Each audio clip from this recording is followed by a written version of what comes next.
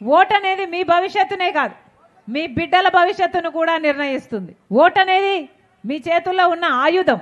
5 సంవత్సరాలకు ఒక్కసారి మాత్రమే వచ్చే ఆయుధం. తప్పుడోళ్ళకేస్తే చరిత్ర క్షమించదు. ఒక్కసారి ఆలోచన చేసి, మీ మనస్సాక్షిని అడిగి, మీ ఆలోచన చేసి మంచి వాళ్ళకు ఓట్లేయండి.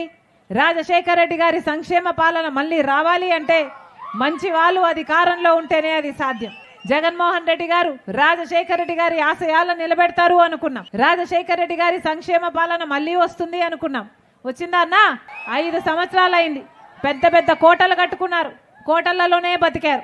5 సంవత్సరాలు ప్రజల దగ్గరికి ఎప్పుడూ రాలేదు. రాజశేఖర రెడ్డి గారి సంక్షేమ పాలనలో ప్రజా దర్బారు ఉండేది, గుర్తుందా? ప్రజలు ఎవరైనా సరే వేల మంది రోజుకి కలిసేవారు రాజశేఖర రెడ్డి గారు. జగన్మోహన్ రెడ్డి గారి పాలనలో అయితే కనీసం మంత్రులకు, ఎమ్మెల్యేలకు కూడా అపాయింట్మెంట్ లేదట. రాజశేఖర రెడ్డి గారి ఆశయాలను నిలబెట్టడం అంటే, రాజశేఖర రెడ్డి గారి ఆశయాలు రైతులు రాజులయ్యారు. రాజశేఖర రెడ్డి గారి సంక్షేమ పాలన రైతుల్ని ఇక్కడ పెట్టుకున్నాడన్నా, నెత్తిన పెట్టుకోలేదా రాజశేఖర రెడ్డి గారు?